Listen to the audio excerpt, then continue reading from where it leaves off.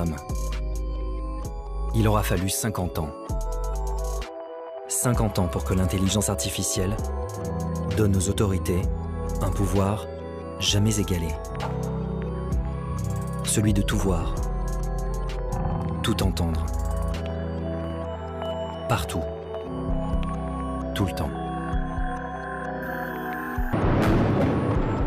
Au nom de la lutte contre le terrorisme, l'Europe, les États-Unis et surtout la Chine se sont lancés dans une inquiétante course aux technologies de surveillance. Suivi, localisé, traqué. Plus rien n'échappe à cet œil qui ne dort jamais. Non content de nous scruter jour et nuit, 500 millions de caméras dans le monde prétendent désormais détecter nos émotions, repérer les comportements suspects et même prédire les crimes avant qu'ils ne se produisent.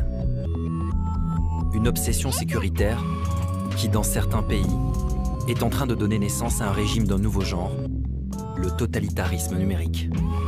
Jusqu'où ce désir de protection va-t-il nous conduire? Quel niveau de surveillance nos libertés individuelles peuvent-elles endurer? La révolution numérique va-t-elle transformer notre monde en une planète habitée par 7 milliards de suspects?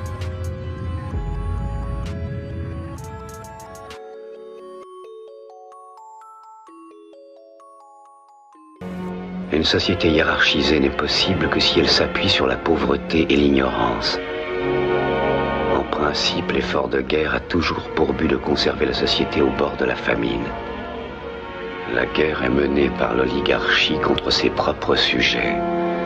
Et son objet n'est pas de remporter la victoire sur l'Eurasia ou l'Estasia, mais de garder la structure même de la société intacte. Je comprends comment.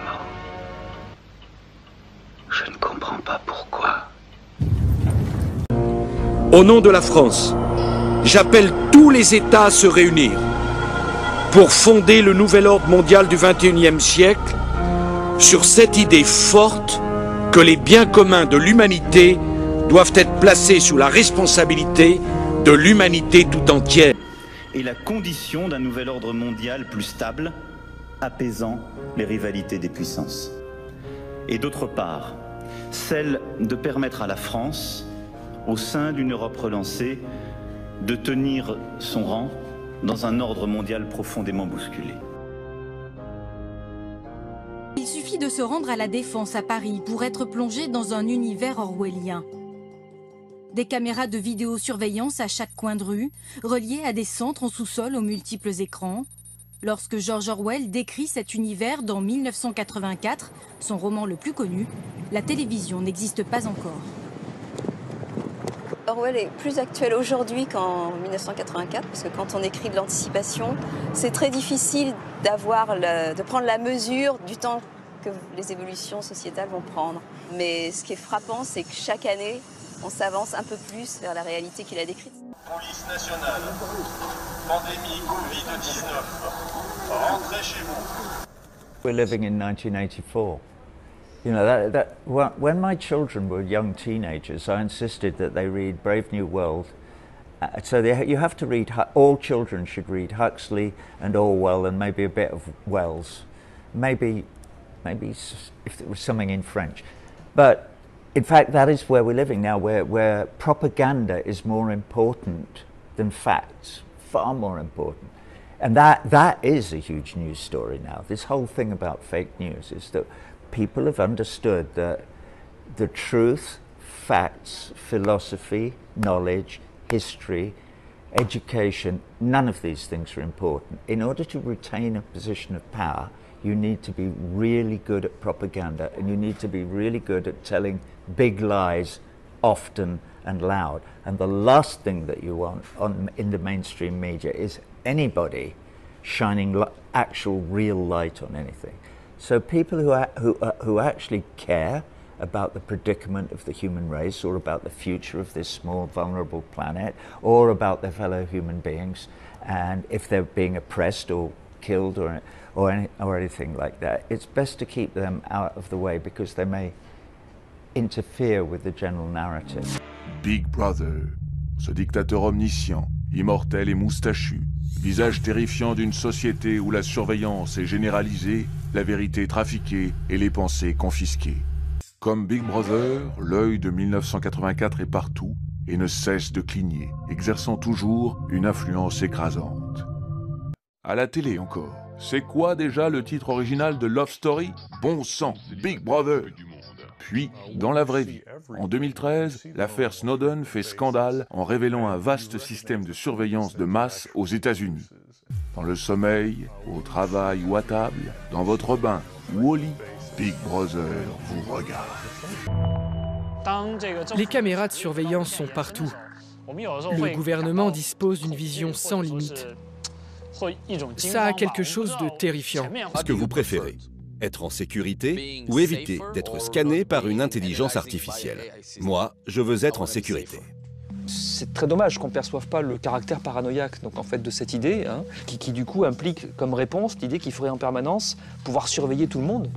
La France va donc devenir le premier pays européen à mettre en place la reconnaissance faciale pour accéder au portail administratif en ligne. Vous connectez aux impôts, à la sécurité sociale ou encore à la caisse de retraite. Ce sera possible dans quelques semaines grâce à votre visage. Pour utiliser ce dispositif, il faut d'abord s'inscrire, scanner votre passeport à l'aide d'un smartphone pour en extraire une photo. Ce cliché, vous devrez ensuite le comparer à votre propre photo, à votre propre image. Vous serez peut-être en train de cligner des yeux, de tourner la tête sur cette application. Ce dispositif, en tout cas, aura coûté plus de 3 millions d'euros et devrait être lancé d'ici janvier 2020. Mais évidemment, ça pose des questions quant aux libertés individuelles. Cela pourrait devenir une habitude dans les semaines à venir.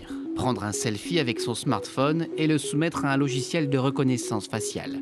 En France, ce dispositif porte un nom, Alicem, pour authentification en ligne certifiée sur mobile. Plus besoin d'identifiant ni de mot de passe, la reconnaissance du visage suffit. Mais cette technologie est-elle synonyme de progrès? Pour les autorités, elle va surtout de pair avec la sécurité. N'ayons pas de pudeur de gazelle, n'ayons pas de tabou sur tout ce qui peut permettre de renforcer la sécurité de nos concitoyens. Par contre, il faut des outils de contrôle, il faut des outils de régulation, il faut des arbitres ou des juges extérieurs à ceux qui utilisent ces outils. Dans les aéroports, la reconnaissance faciale peut être utilisée pour passer les douanes. Temps estimé 10 secondes, c'est plus rapide qu'un être humain. Mais c'est à Nice que l'expérience a été la plus poussée. Dans cette ville qui contient 2666 caméras de surveillance, la mairie a autorisé la reconnaissance faciale dans la rue à titre expérimental à l'occasion du carnaval. Objectif, identifier en temps réel les individus filmés. Pour les autorités, un tel dispositif permettrait de tracer en un temps très court le parcours d'un individu recherché par la police. Mais pour les opposants à ces dispositifs, derrière les bonnes intentions, il y a la question des libertés individuelles non garanties par la loi. L'exemple chinois semble tout droit tiré d'un roman de science-fiction. La Chine compte le plus de caméras de surveillance au monde, 200 millions, et prévoit d'en installer plus du double d'ici 2020. Sous couvert de modernité, les caméras ont envahi le quotidien, comme ce policier équipé de lunettes capables d'identifier en quelques secondes n'importe quel individu. Mais pour ses détracteurs, la Chine a mis en place un vaste système de surveillance de ses citoyens, une sorte de Big Brother des temps modernes. Nous, ce qu'on regrette, c'est qu'en France, on pousse, et les citoyens, enfin les élus plutôt publics poussent à l'expérimentation en France, à développer justement cette technologie, notamment avec Alicem, notamment dans des lycées aussi, à Nice et à Marseille. Vous avez parlé de Nice au carnaval, mais il y a aussi une expérimentation à venir de reconnaissance faciale dans des lycées. Donc voilà, on a cette expérimentation qui se développe, alors qu'aux États-Unis, justement, on a compris que la reconnaissance faciale était extrêmement dangereuse et qu'on a San Francisco, mais il y a aussi 4 autres villes qui ont interdit la reconnaissance faciale. Et on a aussi l'État de la Californie qui a interdit pour les caméras piétons, dans l'ensemble de l'État de Californie, la reconnaissance faciale.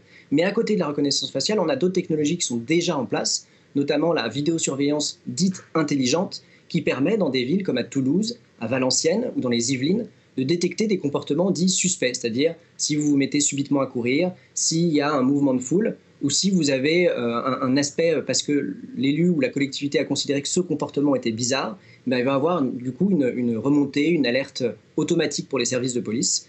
Voilà, donc ça c'est des choses qui existent déjà. On a donc la vidéosurveillance intelligente, on a aussi des micros. Il y a une expérimentation à venir à Saint-Étienne avec des micros dans les rues pour détecter des bruits bizarres. Et puis aussi on a tout un ensemble d'outils de surveillance comme les drones qui se développent de plus en plus à Paris.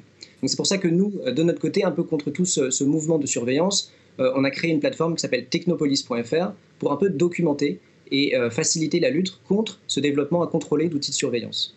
Mais cet informaticien, un vrai geek, ne s'arrête pas là. Il a aussi placé sur le téléphone de tous ses proches une application gratuite de géolocalisation. Il peut ainsi les espionner à tout moment. Désormais, au sein même de notre entourage, peuvent se cacher des agents espions. La notion d'intimité n'existe plus et cela nous concerne tous. Un enfant qui naît aujourd'hui grandira sans aucune notion de vie privée. Il ne saura jamais ce que signifie avoir un moment à soi, avoir des pensées qui n'ont été ni enregistrées ni analysées. Pour ou contre l'application Stop Covid, l'opinion publique semble très partagée sur le dernier projet du gouvernement. Alors qu'il n'est encore qu'au stade embryonnaire, ce projet de traçage numérique fait déjà énormément parler de lui. Il est censé aider à endiguer l'épidémie en traçant les cas contacts de coronavirus. Ce dimanche, un premier sondage IFOP a donné les premières interprétations des Français. 46% de la population interrogée est pour, 45% contre. Si près d'une moitié de Français se disent disponibles pour installer cette application sur leur téléphone, ils sont en revanche 53% à être hostiles à l'idée de rendre cette application obligatoire. Et pour cause, ce dispositif fait directement entrave à la vie privée selon ses détracteurs. Même le secrétaire d'État chargé du numérique reste perplexe face à ce projet. Il y a des incertitudes très fortes sur le fait que ça soit efficace, et donc il n'est pas impossible que tout cela se dégonfle assez vite dans les semaines qui viennent. Mais même s'il y a beaucoup de questions et beaucoup de difficultés, ce serait irresponsable de ne pas y travailler. S'il arrive jusqu'à son terme, Stop Covid pourrait voir le jour à la sortie du confinement. Pour l'heure, les chercheurs de l'INRIA, l'Institut national de recherche en sciences et technologies du numérique, travaillent toujours à son développement. Et les géants Apple et Google bûchent sur un principe similaire. Actuellement, le projet français se rapprocherait de celui de Singapour, où le système Bluetooth est privilégié face à la géolocalisation. Dans le monde, de nombreux gouvernements ont déjà mis en place ce système de traçage, à l'instar de la Chine. À Wuhan, ce système est utilisé pour entrer et sortir dans les lieux publics. Israël, Taïwan et la Corée du Sud utilisent également cette technologie et même les pays très attachés à la protection des données personnelles, comme l'Allemagne, sont aujourd'hui prêts à utiliser le numérique pour lutter contre le coronavirus. Mi-mars, la police de Moscou identifie 200 personnes qui ne respectent pas le confinement grâce à des caméras de reconnaissance faciale. Cette technologie est capable de suivre des individus et de détecter des groupes trop proches les uns des autres. Des entreprises affirment aussi pouvoir retrouver les personnes potentiellement infectées. Quand une personne à l'hôpital a le virus, en utilisant ses données personnelles, le système peut retrouver les personnes avec qui le malade a été en contact la semaine précédente. Il forme alors des groupes à risque. Une surveillance qui inquiète des groupes de défense des droits de l'homme et des droits numériques, car d'après eux, il n'y a pas une seule loi qui réglemente l'utilisation de la technologie. Et il n'y a aucune garantie que les informations sur la vie privée des Russes soient supprimées une fois le confinement fini. De leur côté, les autorités affirment que leur priorité est d'endiguer le virus, qui a déjà infecté plus de 60 000 Russes.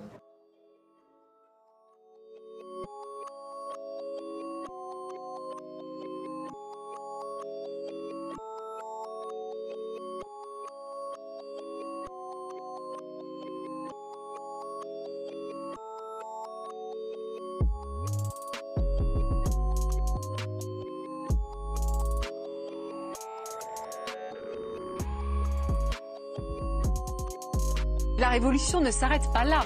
Demain, c'est au tour des objets d'être connectés. Ces appareils, ce sont malgré tout des micros installés de façon permanente à domicile. On est entouré de produits connectés. Il y en aura entre 50 et 80 milliards en 2020, c'est-à-dire demain. Jusqu'ici, en tapant mon nom dans Google, voici ce qu'on pouvait apprendre sur moi. Je m'appelle Charlotte Gillard, j'ai 27 ans. Mais le géant américain, lui, en sait beaucoup plus sur moi. J'en ai fait l'expérience en lui réclamant mes données personnelles, 49 fichiers, dont le téléchargement a pris plusieurs heures. Toute mon activité sur Internet y est consignée, de mon historique de navigation, en passant par les vidéos regardées sur YouTube, et surprise mes déplacements aussi. Google a répertorié les lieux les plus fréquentés. Je découvre même que sur l'année 2013, il m'a suivi à la trace, grâce à mes coordonnées GPS. Ici, celle du 19 novembre 2013, il a enregistré tous mes déplacements sur la ville de Bordeaux. Il est capable par exemple de savoir que j'ai pris ma pause déjeuner place de la Victoire, qu'elle a duré approximativement 1 heure, et surtout il est capable de calculer mon temps de trajet d'un point A à un point B. Autre découverte, Google a collecté l'intégralité de mes achats en ligne. Des livres, des vêtements, des croquettes pour chatons. Le géant américain tire ses renseignements de ma messagerie Gmail. Et sur cette base, il a pu créer un profil sur mesure, des données très intéressantes pour les annonceurs. Je suis donc une femme, entre 25 et 35 ans, qui s'intéresse à l'environnement, au sport, à la cuisine et aux arts. Plus étrange, j'aurais aussi une passion cachée pour le rap, les fournisseurs d'énergie et l'ameublement. J'en déduis qu'il a aussi deviné que j'avais récemment déménagé. Mais il y a plus étonnant. En épluchant ces données personnelles, je me suis rendu compte qu'il y avait des enregistrements de personnes qui étaient à côté de moi de temps en temps, comme là, en octobre dernier. Pétrole brut, qui est leur matière, ben oui, leur matière première en septembre. Bonjour, puis-je vous aider? Il s'agirait d'un bug technique de l'application. Seulement, Google est dans son bon droit à partir du moment où l'usager accepte ses conditions générales d'utilisation. Mais je prouve et je montre que là, actuellement, mon téléphone, qui est un téléphone comme le vôtre, enregistre ce que j'ai dit. Non pas que j'ai activé quoi que ce soit, mais simplement raisonnons un peu. Si la commande vocale « OK Google » entraîne une réponse de Google, sans que autre chose que la commande vocale puisse entraîner, c'est que le micro était actif, c'est que le micro reconnaît ce que je dis.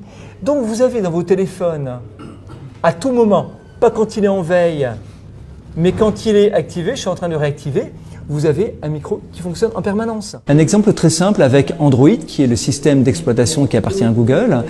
Android, comme Siri, Android permet de faire des recherches vocales. Mais je vais vous montrer quelque chose qui est vraiment étonnant. Faisons une recherche. OK Google, recette de la tarte aux poires. Selon l'atelier des chefs étalé en...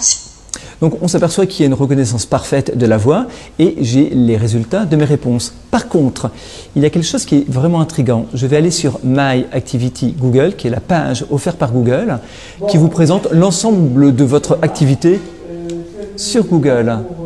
J'actualise la page, on va pouvoir réécouter la requête vocale. Et écoutez bien. Faisons une recherche. OK Google. Recette de la tarte aux poires. Pour le plaisir, on va le réécouter. Faisons une recherche. OK Google. Recette de la tarte aux poires. Qu'est-ce qui s'est passé? Google a tout simplement enregistré les quelques secondes qui précédaient OK Google. Ça veut dire quoi? Ça veut dire que le micro fonctionne en permanence et qu'il vous donne simplement accès au bout de vocalisation de votre recherche.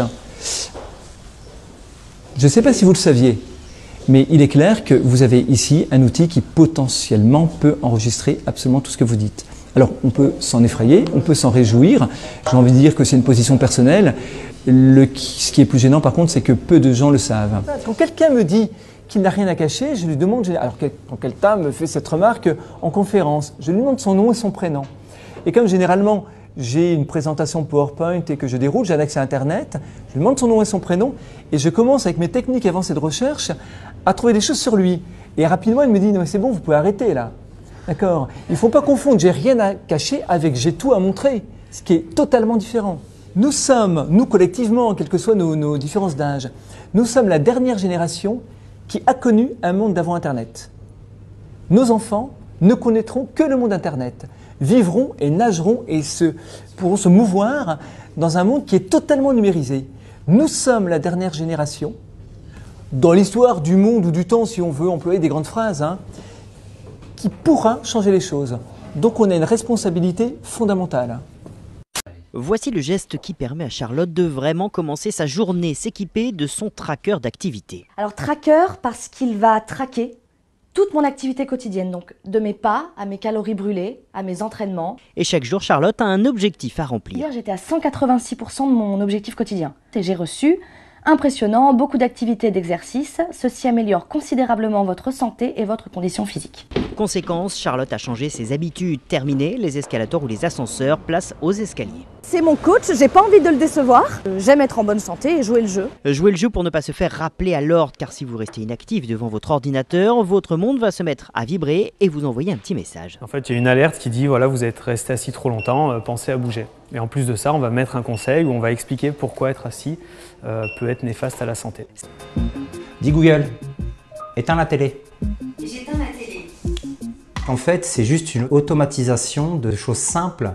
Allumer, éteindre un interrupteur. Ça se présente sous cette forme-là, c'est des petits boîtiers. Donc moi, j'ai opté pour les mini. Le fait de rentrer chez moi avec mes courses, mes mains pleines de courses, dit Google, allume la lumière, fais ci, fais ça et tout, sans avoir à rien toucher, rien machin, c'est quelque chose qui franchement facilite la vie. Il m'est déjà arrivé d'arriver sur mon lieu de travail et de me rendre compte que j'avais laissé telle chose allumée. Savoir que dans la poche, dans ton smartphone ou alors par internet, tu peux gérer tout ça à distance, ça me rassure. Moi qui suis toujours angoissé par tout, surtout. C'est les balbutiements, c'est le début. Mais quand j'aurai 60, 65 ans, ça fera déjà 20 ans que c'est dans les mœurs. Normalement, il y en aura dans tous les appareils. Et c'est quelque chose qui, je pense, va faciliter la vie de millions de personnes. Attends, très récemment que Facebook était au courant de tous mes SMS, de tous mes appels. Donc bon, maintenant, le problématique, c'est soit on adhère à ça et puis on se dit c'est quand même pratique, donc on peut accepter certaines conditions. Moi, j'ai rien à cacher, ni dans mes SMS, ni dans mes appels téléphoniques. Soit on n'accepte pas et on va stagner à un moment où il n'y aura plus rien d'intéressant, quoi. Suivre en temps réel les déplacements des personnes infectées par le Covid-19. En Corée du Sud, c'est une partie de la stratégie adoptée par le gouvernement pour contrôler l'épidémie.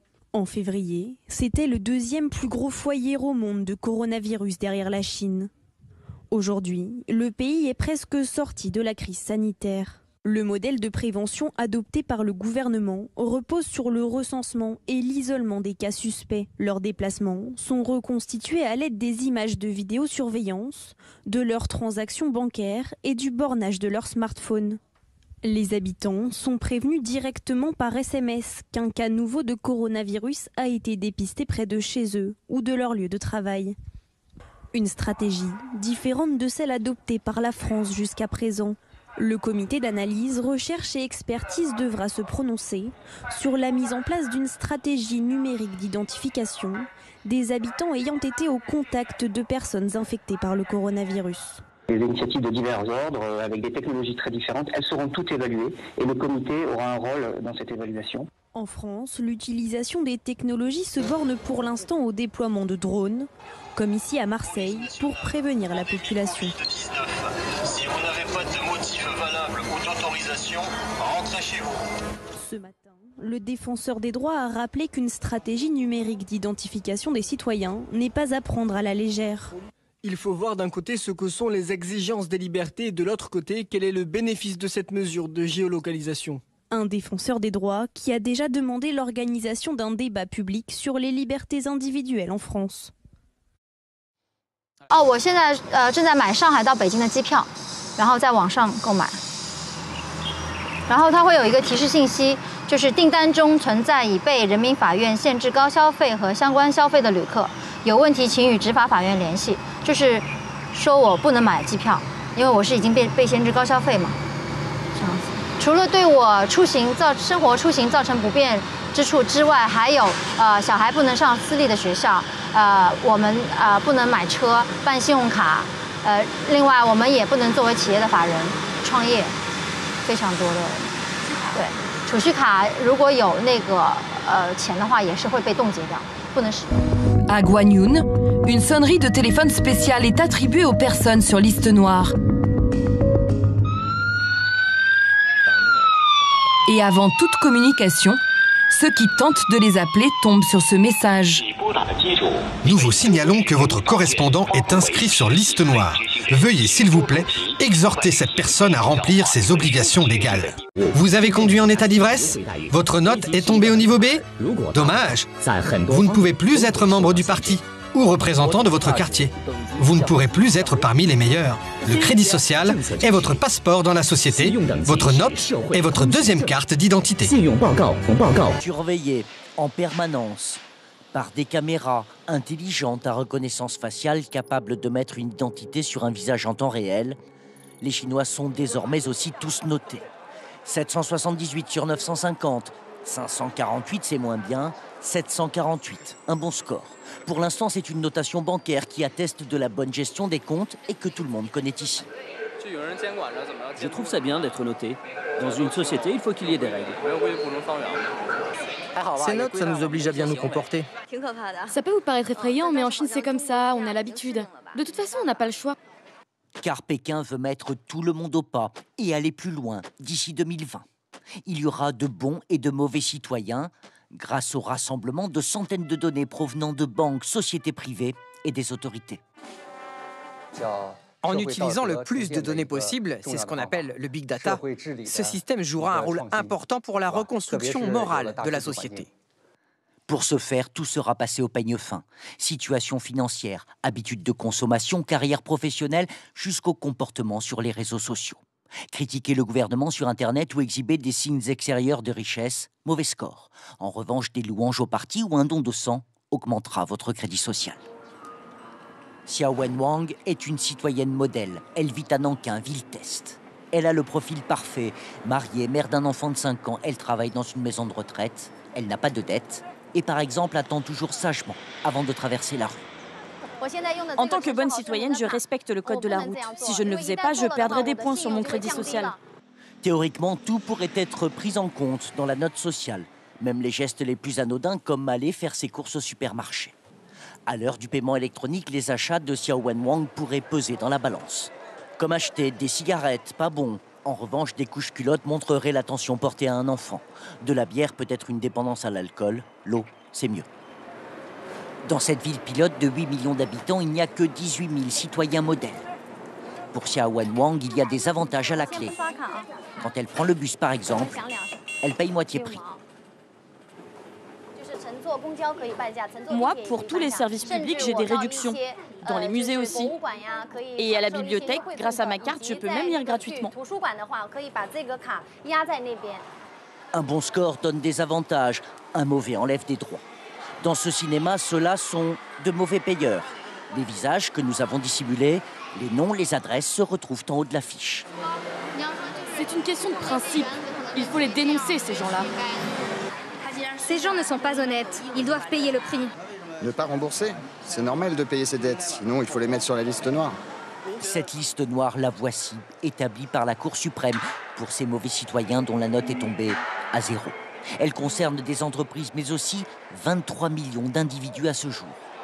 Parmi eux, un journaliste, Liu Ru. Il se serait approché d'un peu trop près des affaires de corruption de hauts responsables du parti. Condamné par un tribunal pour diffamation, c'est pour cela, selon lui, que son nom s'est retrouvé sur la liste noire, du jour au lendemain.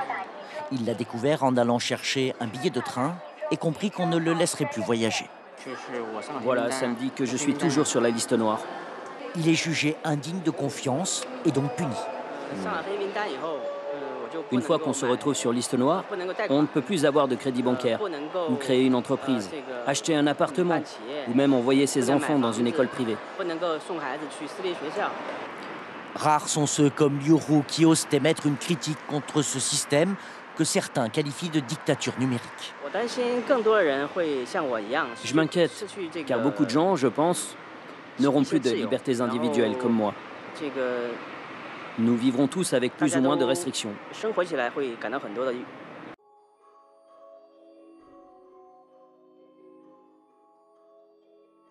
那么它的用途呢，就是还有一个呢，就是我们要中国社会要重建道德，就是我们希望达到发达国家的水平，比如我们有榜样啊，那怎么做？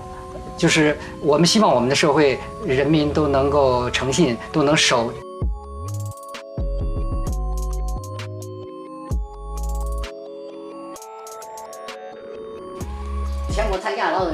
Parce qu'elle a un bon score, la famille Liu a reçu de la mairie une prime de 26 € et quelques kilos de crabes en cadeau.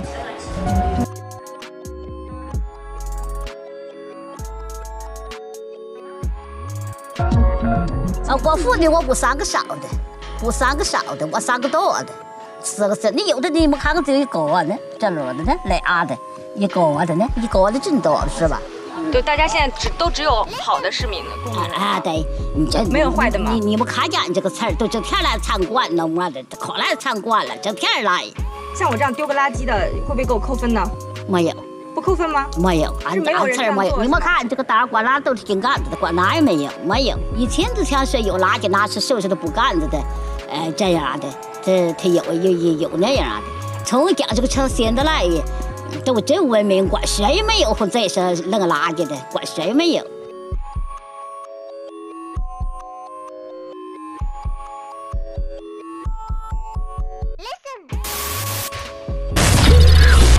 Il y a quelques années, ce système pervers m'a identifié comme un criminel potentiel. Et à cause d'un algorithme de prédiction, j'ai été accusé d'un crime que je n'ai pas commis. Ce truc récupère une quantité hallucinante d'informations personnelles pour mieux abuser de notre confiance, manipuler la bourse et nous mentir. C'était mieux avant. Mais maintenant, il n'y a plus que des manifs. Des explosions. Et de pauvres gens jetés dans des cages comme des animaux. Sans oublier les robots tueurs qui quadrillent la ville. C'est vraiment devenu n'importe quoi.